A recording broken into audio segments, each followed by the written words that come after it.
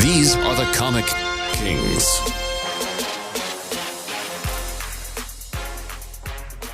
It's Comic Kings. This is a little PSA before we start the video, the podcast, all that good stuff. If you're watching this right now and you have not seen Avengers Endgame, please click off this video. Yes. Because we're going to go into all the spoilers, everything about the movie. Spoilers like a motherfucker. And we don't want anybody getting the movie like ruined for them. We don't want you having to go into the movie already knowing what happens. And yeah, if you don't want to find out Rocket Raccoon died, if you don't want to find out the Wasp died, then you don't want to listen to this podcast today. Yeah, so please click off right now and then come back after you've seen the movie. But let's get into it. I mean, I don't even really know where to begin. I can tell you about my feelings. Yeah. Let's go. When I finished watching it last night, I was like, wow, like that was really good. You know, I can't think of the last time I left the movie theater and felt completely satisfied. I felt like all I's were dotted, all T's were crossed, you know, all loose ends were tied up. Like I was completely content with what I was feeling. But then I immediately go into compare mode. And I'm like, do I compare this to Infinity War? No. Cause I think it's completely different. And I've seen Infinity War a million times already. So to me, I like Infinity War a lot. But watching Endgame once, I'm actually going to see it again tomorrow. And I just think it's two movies you need together. Mm-hmm. You know what I'm saying? It's just one really long space epic. Yes. I guess is the proper term. And I know that they're going to do that. I know they're going to do a 5.5-hour movie on the DVD or something. Or you can just watch them back to back. But I really enjoyed it.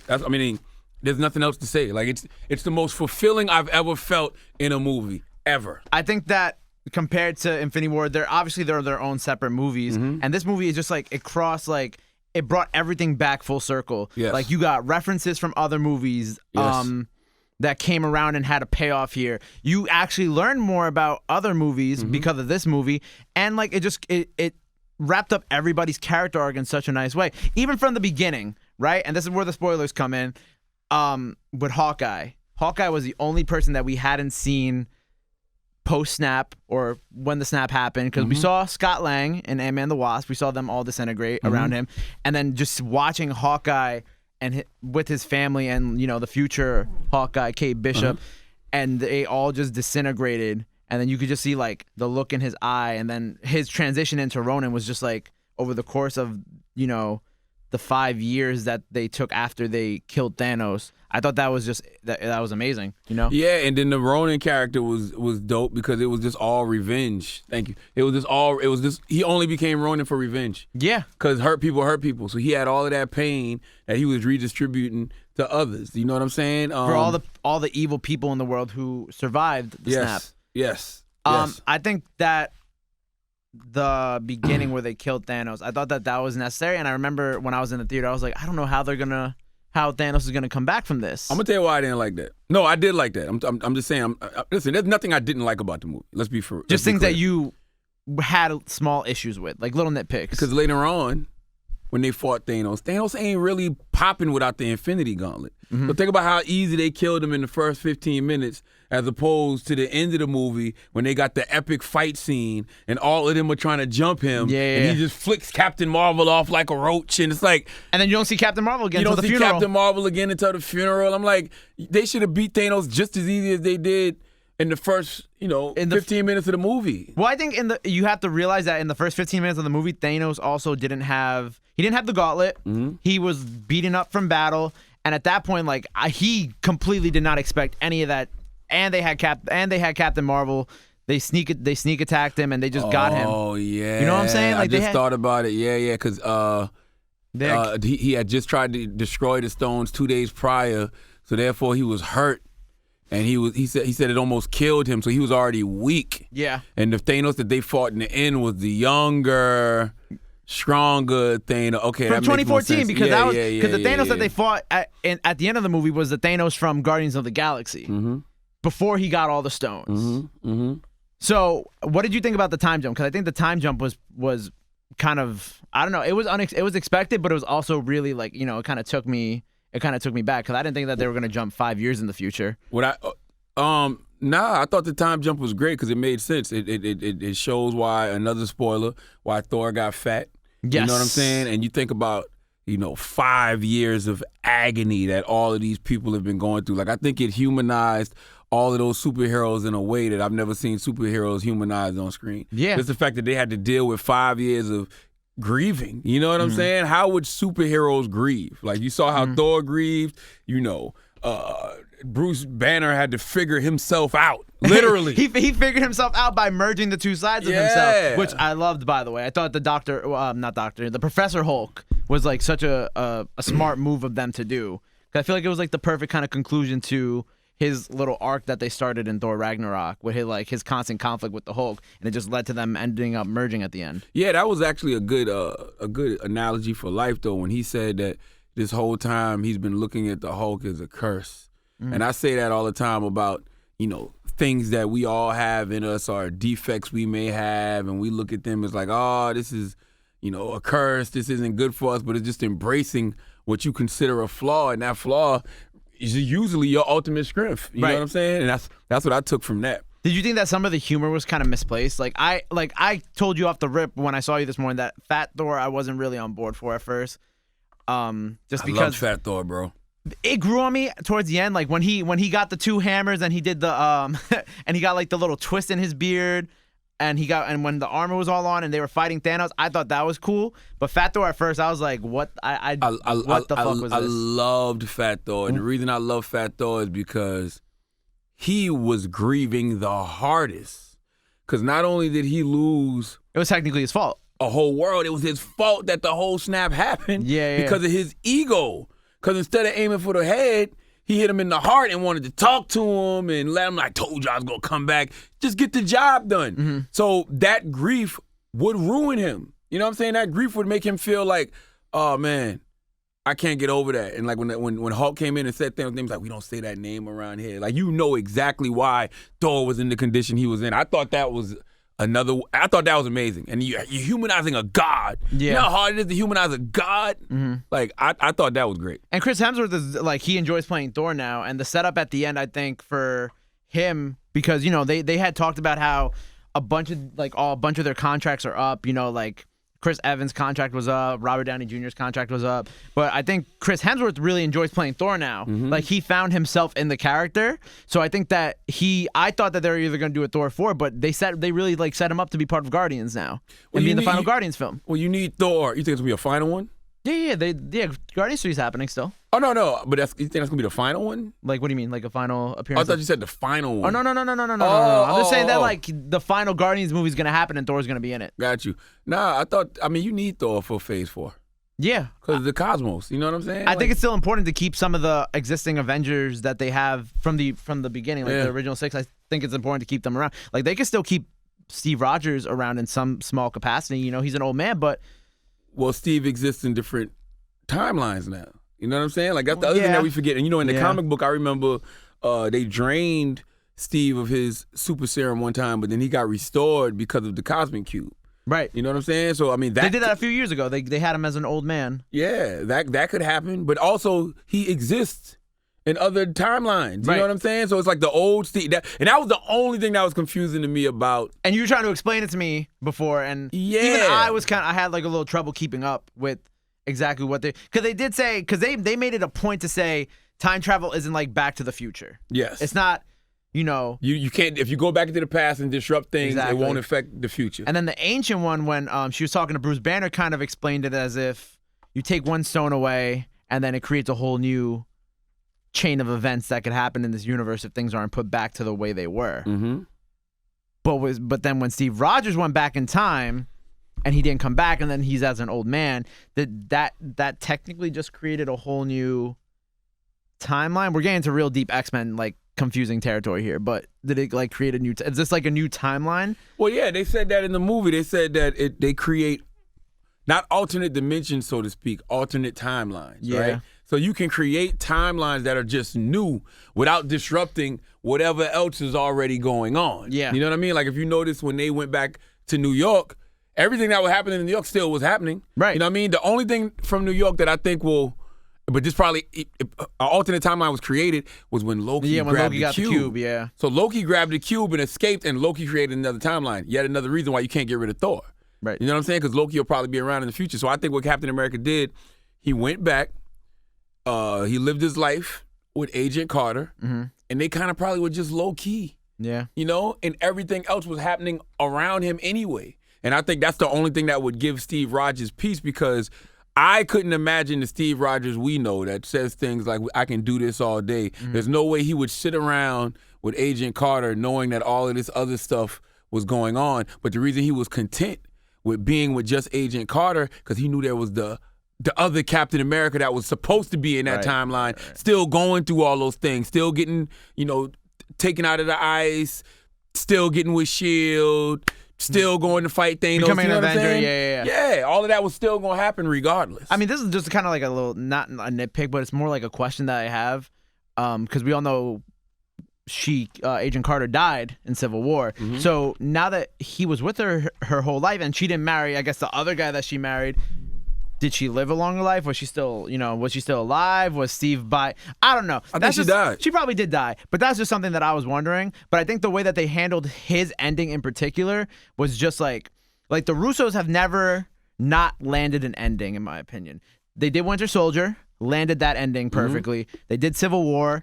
A little rougher ending, but they landed it with Steve Rogers going to break everybody out of prison. Yeah. And then Infinity War, of course, they landed that one. They had us all wondering for a whole year. And then this one was just, I feel like, was the perfect ending to the Infinity Saga. No, I agree. You know what? You said something just now about Agent Carter. It was 2 Agent Carters in that timeline. So one Agent Carter probably did die. Right, no, one agent. Was it 2? No, there's only one Agent Carter. Oh, you think about her niece? Nah, I'm trying to think. The niece that he kissed in Civil War. That is a good question, though. If he went back in time, he had to get with the same Agent Carter. And he already had the knowledge. He already watched her die from Alzheimer's. See, I'm gonna tell you why. I'm gonna tell you why it doesn't make any sense, right? It doesn't make any sense because all of those events still had to happen. Yeah. Her dying of Alzheimer's, the funeral, but then it would have been 2 Caps at the funeral. You know what I'm saying?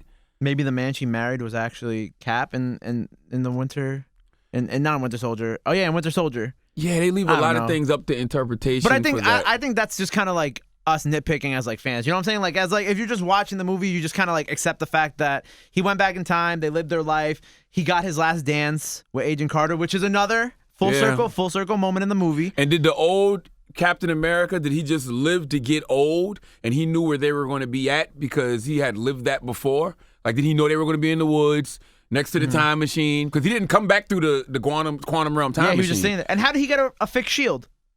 Oh, that's easy. He lived 80 years. Yeah. He could have got Howard Starks to make him one. Yeah. He knew where Wakanda was. He could have got the vibranium to do it there. That was the easy fix. Okay. Yeah. How did you feel about him passing it on to Sam? I just don't like that. I'm gonna be, man, no disrespect to Anthony Mackie. Anthony Mackie is a cool dude. I don't really know him, but ever since I seen Anthony Mackie play Tupac and fuck that Tupac roll up. Oh, and Notorious. Yeah, I just have a. It's like. Just because of that one movie. Yeah. So it's like, yo, you giving the shield to Tupac? You know what I'm saying? You go give him the shield to ride on his enemies. But I think he's gonna be great because they got the Disney series coming up. So I don't know how that's gonna work either though. So is he gonna be Captain America in the Disney series? Yeah. So let's talk about that. So the characters that are permanently dead right now are Tony Stark, the Vision, Black Widow, Loki, Heimdall. Vision will be back through a download. I think that's how they're gonna do that. I think it's gonna be a download. That's what I was thinking too. I was thinking that Vision might have maybe he could have uploaded his subconscious to the internet. Oh, Siri did.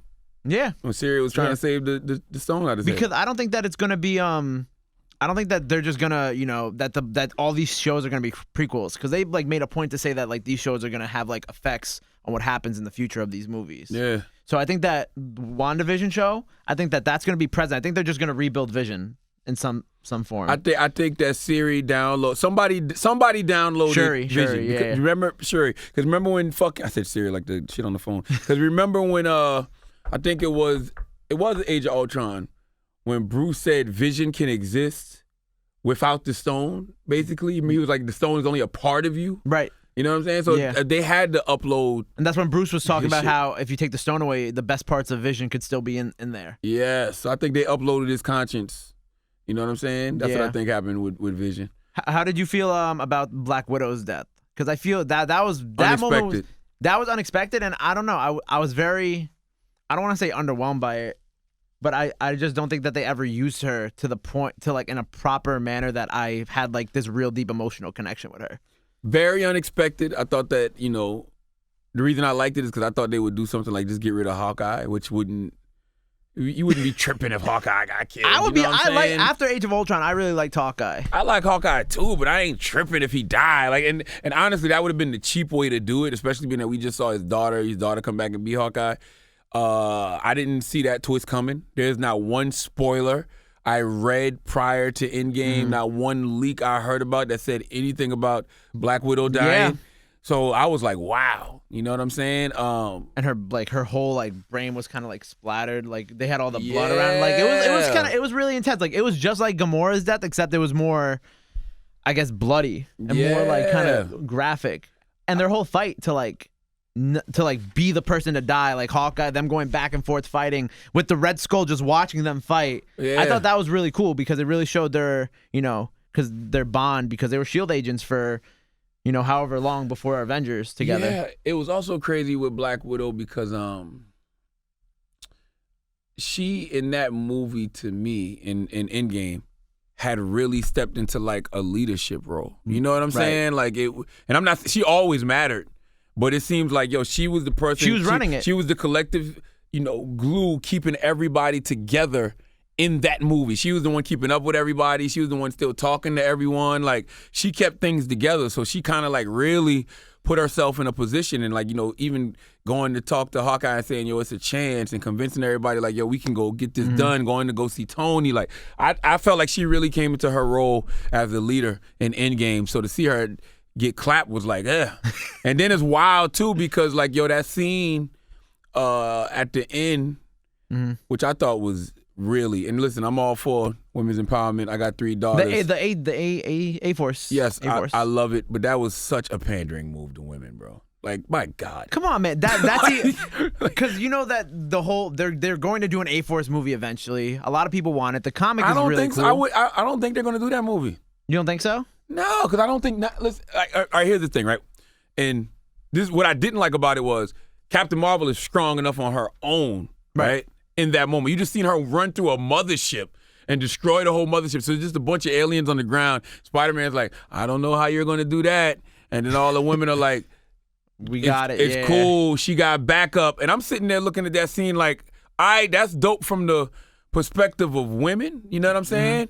And but as far as superheroes, who there in that group other than Scarlet Witch could have helped Captain Marvel in that situation? I just think it was cool watching Wasp enlarge, watching Pepper fly down, having the other Guardians there, including 2014 Gamora. What it did to me was remind me that Marvel has yet to really put its strongest female characters on the screen. Which I agree. You know what I'm saying? Yeah. And that's why, even though it was a dope scene, but it was such a pandering, to everything that's going on in this society, which is the rise of women, which is great. You know what I'm saying? I'm all for that. But it's just like, if you're gonna do that, like let's have the strongest women on the screen in that moment. Like, Marvel has not done a good job. Like, you got the insect lady from Guardians of the Galaxy. Mantis. Captain Marvel is clearly the strongest. I love Valkyrie. I think Valkyrie is really dope. Tessa Thompson's character. Scarlet Witch. You know what I'm saying? Young lady from Black Panthers. Shuri.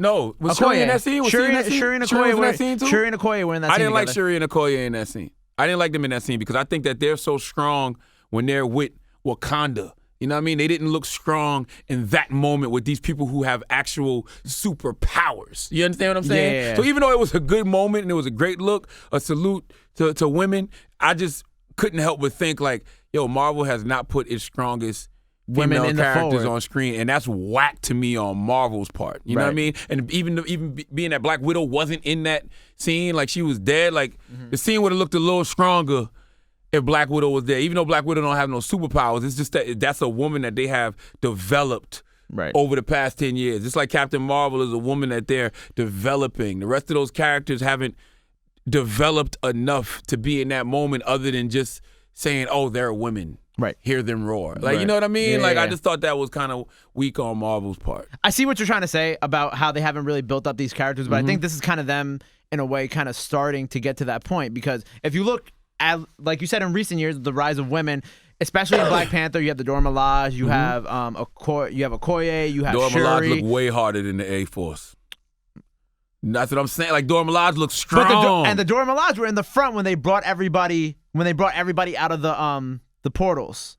It was Black Panther, Shuri, and then behind them, the Dora Milaje was in front of the entire Wakandan army. Oh, yeah, I couldn't see. I got to go see it again. I didn't know who was behind them. I just heard when he started chanting and they started chanting. Yeah, there was a lot because there was a lot happening at the time, so it was kind of hard to pay attention. Was that all of Dora Milaje? Yeah. So when Strange and Wong and all the sorcerers, when they opened up all the portals, so you had the Wakandan ships flying out from up top. Yeah. You had the Wakandan army coming out at the bottom with the Dora Milaje in front and M'Baku with the I didn't even see M'Baku. Yeah, he was running right next to Hulk and all of them. Okay. Yeah, and they came out, and then you had the Sorcerer Army, and then who else was left? There was another army that was there. I forgot what other. I want to say the Asgardians. The Asgardians, that was it. Yeah. Thank you. Yeah. Then the Asgardians came with Valkyrie, Korg, and Meek, which I thought that whole and Valkyrie was part of that scene too. That was the other woman. Valkyrie looked strong with the A-Force. Valkyrie was dope. Yeah, but she took out one of those whole ships by herself. Yeah, it just didn't look strong other than it being women. If that makes sense. No, you know what I'm saying? I get that. Like, it was strong because it was like a dope moment to have all these women on the screen, but then, like I said, you're reminded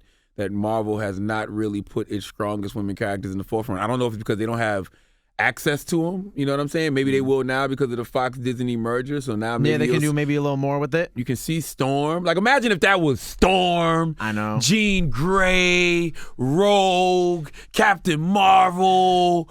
You know what I mean? That whole time I was thinking, because originally they had originally planned to do the Inhumans movie in between Endgame and Infinity War, and they made that shitty TV show based off of them. The whole time I was thinking, I'm like, how cool would it have been to see the entire Inhuman royal family on top of all the Inhuman, like all these different superpower people running alongside them. Yeah, that's just something I wish that they would have done, and they could have had another female with that. They could have had Medusa with her hair. That would have been. Imagine how hard that would have been in that scene. But I mean, trust me, we'll get another opportunity for Marvel to get it right with the women. You know what I'm saying? Like now, especially with the Fox-Disney merger, you're going to see a scene where it's all of those strong characters. Like, if you're into the comics, then you know what I'm talking about. You know there's other women out there that are super strong. Like, and the A-Force comic is dope. Like, they have, like, She-Hulk.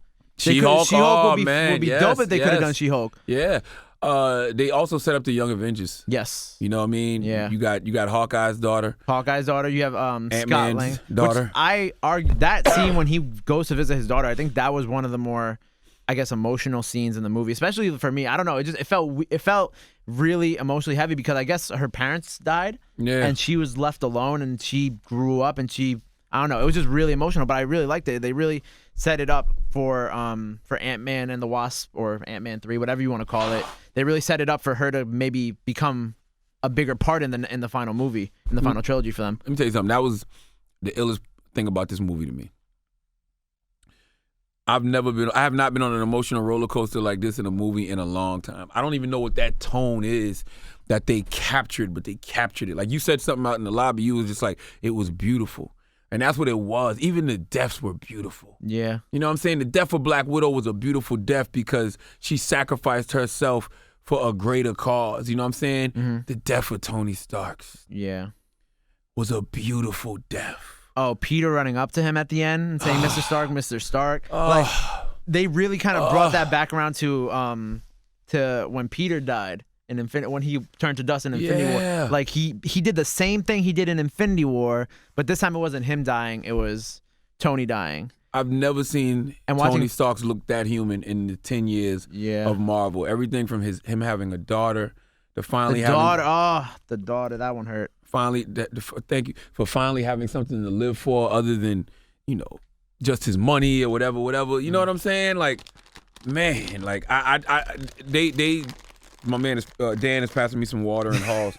Thank you, Dan. But it's like they humanized Tony in such a way that he was ready to die. Yeah. Meaning, like, if you believe in heaven or hell, you just know Tony had his soul right before he passed away. Yeah. You know what I'm saying? And he made the ultimate sacrifice, which was his life, and giving up, you know, what he said it early in the movie. He was like, yo, I want to correct what happened, but I don't want to lose what I got now. Right. Which You know? he didn't lose in the end. The daughter's still alive. Mhm. And I think Pepper, if you pay attention early in the movie, you really can like see that Tony's gonna die, because Pepper, when he's like, oh, I figured out how to time travel, he's like, I'll get rid of it right now and we'll just keep living the life we're living. And she's like, you know, that's never been the case, because she kind of brings up the civil, like when he got the surgery and he destroyed all the suits, she was like, the one failure of my life has never been able to getting you to stop. Wow. And then at the end when she's holding Peter and she's like, it's gonna be okay, and even in that moment you see that like she knows that he's at peace. Yeah. Because he stopped what was kind of haunting him for the past, I guess, in that time, like 10 plus years in the movie. Because everything, if you remember in Infinity War, he's like, because of Thanos is the reason that he is the way he is, because of the first Avengers movie. Because he knows that was all Thanos' fault. Yeah. So it just kind of like, she knew that he was at peace. And even at the end when they're at the funeral and you see the little, I guess, the lotus or the wreath arrangement, and they have the proof that Tony Stark has a heart, and that's from Iron Man 1 or Iron Man 2. I think that's from Iron Man 1. That right there, that just like that like hit real hard. It was a lot of callbacks. I'm gonna say something else too. I didn't like how they just threw Pepper Potts in the suit. I liked it. Just me being nitpicky, because we know she plays Rescue in the comics. Yeah. You know what I'm saying? But Rescue in the comics, the suit isn't even equipped to go do battle like that. It's really just equipped for rescue. Oh yeah, she had like all the bells and whistles on that suit. They didn't really, I mean, I guess, you know, once again, just leaving things up to interpretation. I guess they would we know Tony Stark wanted everybody to have an Iron Man suit. He wanted a suit around the world. A suit around the world. You know what I'm saying? So why wouldn't you give your wife a suit? It's like buying your wife a gun. Yeah. You know what I'm saying? Yeah. And teaching her how to shoot. So why wouldn't you buy her a suit? So you just kind of had to just figure that out on your own. But I really think that they just put her in that suit just to have that scene later on in the movie. The whole women coming together scene, which 100%. Once again is another reason, you know, it goes back to me saying that they don't develop the women characters correctly in Marvel, because you just threw Pepper Potts in there. Like she's not even she don't even got a superhero name. But I think that was more like it was that, and it was also kind of an alley-oop to Gwyneth Paltrow, who said that this was going to be like her final Marvel movie for now. I think it was just she was in these movies for so long, and like you said, they underused their women. So it was just, I don't know, I just think it was just like an alley-oop, just to be like, to give her like a good goodbye from the movies, and to give her a more personal like connection to Tony. And she has the suit. I'm letting you know right now, I'm not married to any of these feelings I have right now, because I'm going to go see it again tomorrow, and I may go see it again tomorrow and be like, yeah, that scene was dope. Because I'm listening, there's nothing in the movie that was whack.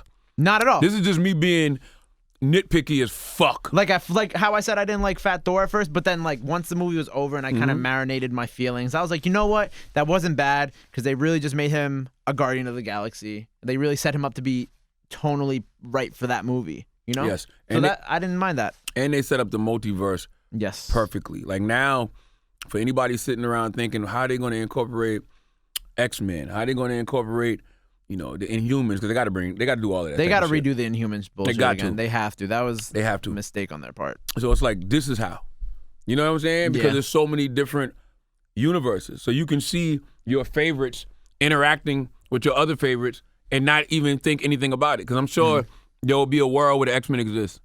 Yeah. You know what I mean? And the X-Men and they could say that the Infinity Stones are the reason why the X-Men exist. Yeah. They could, I don't know, the snap created something in some people's DNA. Yeah. And now there's an X gene, and now they can do all this different stuff with the X-Men and Inhumans, they could still do that. That's pretty easy. They could just say that with the Kree stuff, because the Inhumans were created because of the Kree. Listen, man, I thoroughly enjoyed Endgame. I think one of the some of the little Easter eggs, and I wrote them down. I think the instant kill for Spider-Man. Instant kill. When Spider-Man goes enable instant kill. So that scene was there was a part in Spider-Man Homecoming where when he unlocks all the stuff for the suit, when he hacks into the suit and he's following the Vulture, Friday or whoever the AI is in his suit goes, oh, would you like me to enable instant kill? And he's like, yeah, sure, why not? And like, he's like, oh wait, this was a bad idea, because, you know, instant kill is instant kill. So they kind of brought that around full circle in the battle, because he's like, oh, these are aliens. He's like, enable instant kill, and that's when the tentacles, or not the tentacles, his arm started killing all the Outriders. That's what they're called. And then another thing that I liked was the hamburger. When the daughter was like, "I want hamburgers." Yeah. So the reason behind that was because when Tony got out of the cave, the first thing he asked for was a burger. Yeah. Now they had some good ones like that. They had one from Captain America. Remember when the first Captain, I don't know if it was Captain America or Winter Soldier, when young Cap is talking to Bucky and Bucky tells Captain America, "Don't do anything until I come back." And Captain America's like, "You taking all the stupid with you?" Mm-hmm. I don't know if that was Captain America or Winter Soldier. That was Captain America one. That was Captain. Because that's when he says that to Bucky when Bucky goes off to war. Yeah. And then Sam, when he came back from Wakanda, Sam goes on your left, which is a reference to Winter Soldier when they met running around the Lincoln Memorial. Mm-hmm. And then there was another one. Oh, when Tony talks about his visions from Age of Ultron. He's like, I had a vision that this would happen, which his vision kind of came true because in his vision, Cap's shield is cracked. Yeah. And Thanos cracked Cap's shield and all the Chitauri reinvaded, kind of, because they had the Chitauri warships and all that. That all kind of came around full circle. Yeah, that, at the end when, before Tony Stark does the snap? Yeah. I am Iron Man. Yep, that's the old Iron Man 1. Cap lifting Thor's hammer is a reference to Age of Ultron 2, because remember when they were he budged it. When they were budging it. That was one of the coolest moments of the final fight for me too. He's done that in the comic book though. Yeah, he has done it in the comic, but I really liked how when Thor was like really about to die, and I thought Mjolnir was just like self-aware. It was like a self-aware hammer, and it was flying to go save him, but it was really Cap the entire time. Like that was dope. Yeah, and Cap was pure. And Cap was pure. Because I think that the reason he wasn't worthy prior is because he was lying to Tony Stark about Bucky killing his parents. So I think once he got that off his chest in Civil War, I didn't he even think became about that. super pure and super holy. He was worthy. You know what I'm saying? He was worthy. And when Thor was like, haha, I knew it. Mm-hmm. That was great. I just think that overall, like the ending, they really, like Tony got to say goodbye to his father when they went back in time. Crazy. That's when Cap saw Peggy and he realized what he wanted. And if you notice, he also took a bunch of different he took extra Pym particles. And I realized at that moment that the reason why he took the extra Pym particles was so he can go back in time. I thought they went back. No, I thought they went back for the Pym particles just in case they needed to go to different timelines.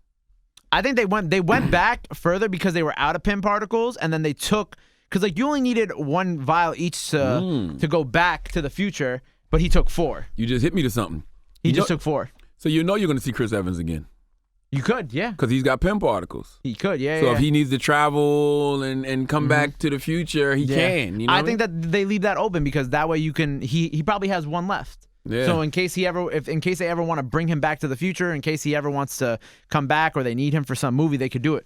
Yeah, because I mean, if you read the comics, there's Sam Rogers is Captain America, but him and Steve Rogers do coexist even through different comics. Yeah. You know what I mean? They have the Old Man Rogers, what they did a few years ago, where Cap, he wasn't like old like he is in Endgame, but he was like, 50s, 60s, and he was still buff and he was still leading a separate team of heroes, and all while Sam was still Captain America. Yeah, I wonder if they leave Black Widow dead. See, they're doing the Black Widow movie, but now that makes me think that the Black Widow movie is a prequel. It's always been a prequel, though. I thought it was gonna be after. I thought we were just moving forward. Because I saw they showed us a little trailer or something, and they showed her. I don't think they showed a trailer. There's no trailer out for the Black Widow movie. I saw something for Black Widow, and it was her when she was a ballerina. It was like when she was. That was from Age of Ultron, I think. I feel like they showed us a clip, and they told us it was going to be a prequel. I don't know. I could be wrong. Yeah, no, I think that most of the movies that they're going to do, or at least one movie a year that they're going to do going forward, is going to be a prequel. Like Captain Marvel, I think her series forever now is going to be prequels. Really? Yeah, like her in space. I would like to. Yeah, I would like to see what she's doing when she's not on Earth. But did this movie change your opinion of Captain Marvel in any way? Because for me, it made me like her a lot more. I've always loved Captain Marvel. I love Captain Marvel from the movie, but I just thought that she was extremely pointless in Avengers Endgame. Like the way they built it up in Captain Marvel. Oh no, I go back. The way they built it up in Infinity War. Mm-hmm. The pager dropping. You seeing that they paging her. Then they do her old standalone movie, and at the end of Captain Marvel in the post-credit scene, she pops up, where's Fury?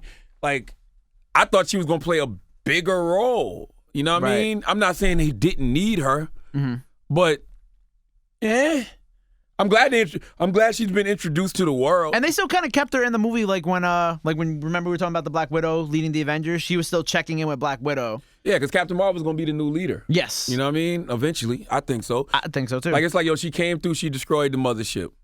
Big scene.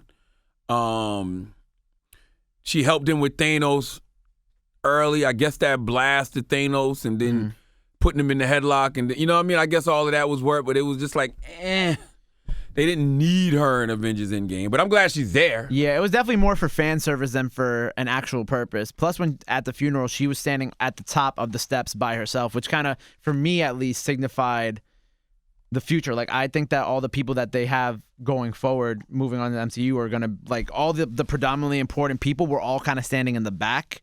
You know what I'm saying? Kind of giving the people who have been in the MCU for so long more of a presence in the front of Tony's funeral. Did you notice that a little bit? Because as you got further Captain back, Marvel. Spider-Man was in the front, but that's because I understood that because, you know, like Tony was like another father for Spider-Man. You know, like Ant-Man and the Wasp, they were a little bit towards the back.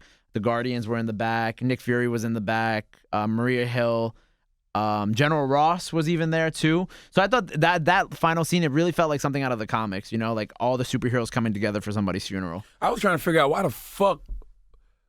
Oh, no, that makes sense. I'm about to say, why was Peter Parker still in high school 5 years later, but he died? But he died, Yeah. Okay, so he died, and then his man must have died too. His man must have disappeared, and that's why that was emotional for me too. Because, you know, I think that they've done a really good job of creating an emotional involvement into not just Peter Parker, but his friends too. Which is why I'm really excited for Far From Home, because it makes me wonder how they're going to circle back about this Endgame, how Endgame is going to affect Far From Home, and how Far From Home is going to wrap up Phase 3 of the MCU. Yeah, because Far From Home is life after the Vanished have returned. Yeah. You know what I'm saying? So that's going to be interesting to watch. I feel like Mysterio might be, I feel like because you know how Vulture was kind of influenced by the first Avengers? I have a theory that Mysterio is going to be influenced by what happened in Endgame. You know what I'm saying? Like Mysterio, he's going to be a villain, but I think that the motivation behind him being a villain or being who he is going to be because of what happened in Endgame to some extent. I just want to know, how does Marvel top the last 10 years? Like, what does Marvel do moving forward to top the last 10 years? Because if you look at what they have on the slate, Spider-Man, Eternals, Black Widow, more Doctor Strange, more Captain Marvel, more Black Ant-Man. Panther. But in the immediate future is Spider-Man, and that's it for like 8 months. Yeah, and then what's next year? Black Widow, maybe Eternals, maybe the Kung Fu movie, Shang-Chi. Like I'm saying, like I don't, like on paper that don't look appealing, if I'm being totally honest. Yeah. But I have so much faith in Marvel. But that's like saying Guardians of the Galaxy didn't look appealing at first. I didn't know what it was. Exactly. You know what I'm saying? I mean, I knew from the comics, but I never was in the Guardians of the Galaxy comics. You know what I'm saying? But it ended up being great. Which is, I feel like, what they're going to do for Shang-Chi. Like, we might not, you and I, like, I can admit 100% I have no knowledge of Shang-Chi or his comics. Yeah. So, but I think it'd be cool because, you know, it's going to be a really heavy influence. I'm intrigued by Asian Shang-Chi. culture. I'm intrigued only because I feel like they fucked up the martial arts aspect of Marvel with Iron Fist. Because Iron Fist is one of the most skilled fighters in the MCU, and I feel like they just fucked that all the way up. So it's going to be interesting to see Shang-Chi, because I think they're going to really get it right in the movie. You know what I mean?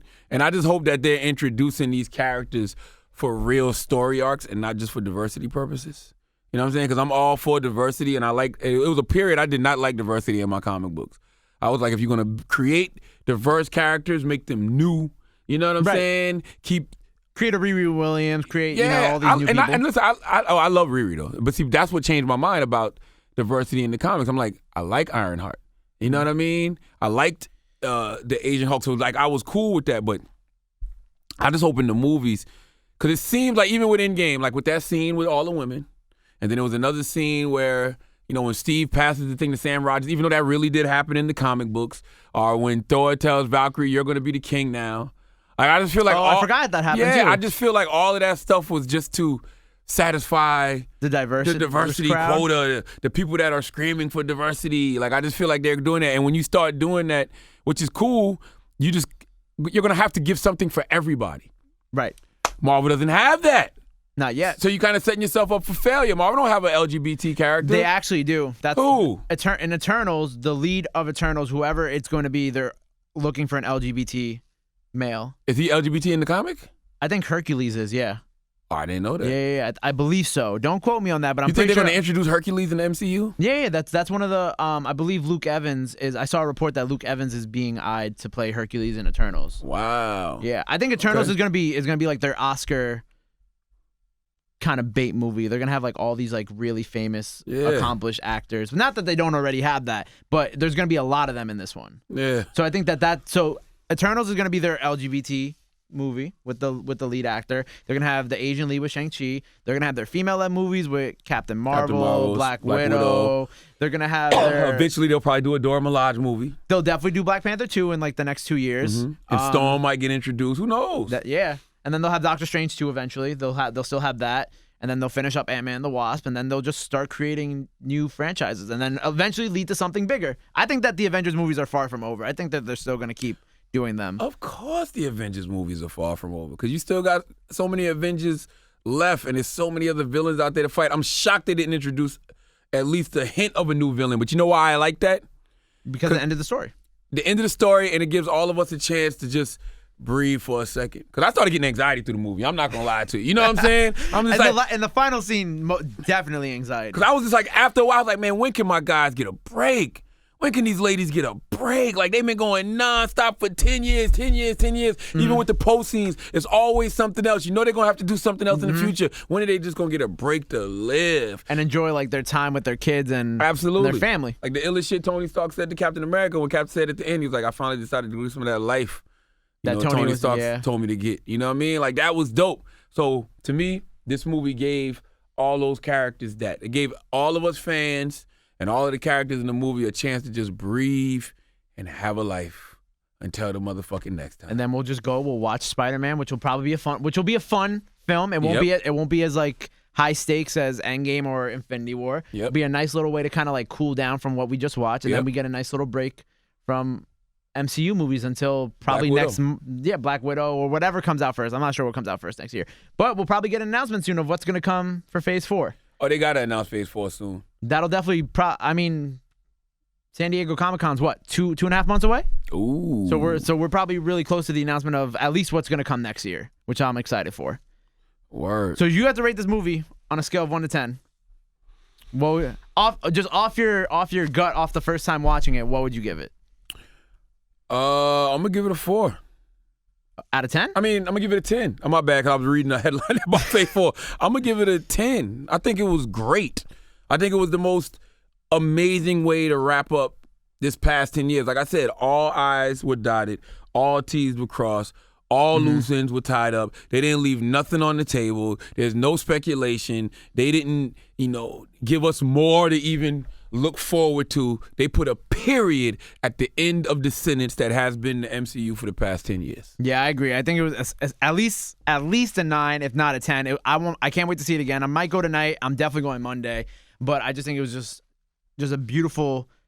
I don't know how anybody, whether it be another studio, whether it be another company, I don't think anybody could ever do what they did, because they just took all these little things from all these different movies and they wrapped it up, and you learn more about those other movies as you watch this movie, as well as like had all these callbacks to something that we've been invested in for 10 years now. Yeah. And I'm looking at the calendar. Marvel has 3 movies slated for 2020. They have 3 slated for 2021 and It's 3 3 slated for now. 2022. Yeah. I think Black Panther 2 is 2021. I think that's when they're probably gonna hit that one out of the park again, and then probably I think 2021 will be like Captain Marvel 2, Black Panther 2, and Ant-Man and the Wasp, and Ant-Man and the Wasp 3 or Ant-Man 3, whatever you want to call it. That could be like the year for them to kind of get a little closure on their already existing Avengers franchises.